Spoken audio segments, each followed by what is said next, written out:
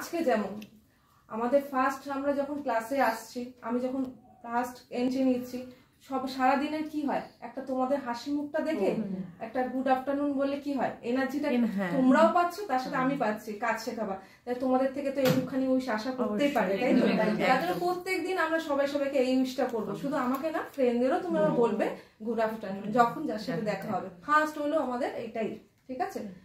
তারপরে থার্ড পয়েন্টে যাচ্ছি, এই যে বন্ডিংটা রাখতে হবে আমাদের ব্যাচের মধ্যে। বন্ডিং মানে কি বলতো, যে আজকে সবার সাথে সবার কিন্তু বন্ডিংটা মানে কিভাবে হয়, ও একটা কিছু একটা ভুল করতেই পারে, সামান্য পাশ দিয়ে দেখছো একটা ভুল করছে, তাহলে তুই এটা করবি না, ও হচ্ছে কি সঙ্গে সঙ্গে রাগ করবে, বা তুমি এটা করাটা করো না, রাগ করবে না, বলবে আচ্ছা ঠিক আছে। কাউকে কিন্তু সরি বললে, কাউকে কিন্তু থ্যাংক ইউ বললে তুমি ছোট হয়ে যাবে না, যা হবে বাবা এখানেই শেষ করে যাবে। বাড়িতে গিয়ে পৌঁছে গিয়ে রাগারাগি হচ্ছে, ওই ব্যাচে কিন্তু এটা হয়েছিল, পরের দিন তোকে দেখে নেবো, তুই ওই লাস্টে বসবি, আমি এই ফার্স্টে বসবো, তারপর কেউ কারোর মুখ দেখবো না, কিন্তু ক্লাস ম্যামের থেকে করে যাবো, কিন্তু তোর মুখ কোনোদিনও দেখবো না, পিছন ঘুরেই আমি কাটিং শিখবো, এরকম টাইপের না।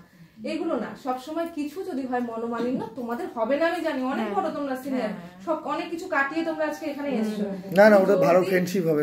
যদি কিছু হয় ইয়ার কি চলে এখানে কাটিয়ে নিয়ে যেতে হবে, যাতে আমার কানে এটা পৌঁছায় না। কারণ এখানে আসা মানে কি বলতো, আমাকে এটা নিয়ে ব্যস্ত থাকা, আমার কানে পৌঁছে গেল, ক্লাসটাকে মিস করে যাওয়া, এইসব যাতে না হয়, নিজেদের মধ্যে বন্ডিং রাখবে, সুন্দরভাবে ফ্রেন্ডশিপ রাখবে।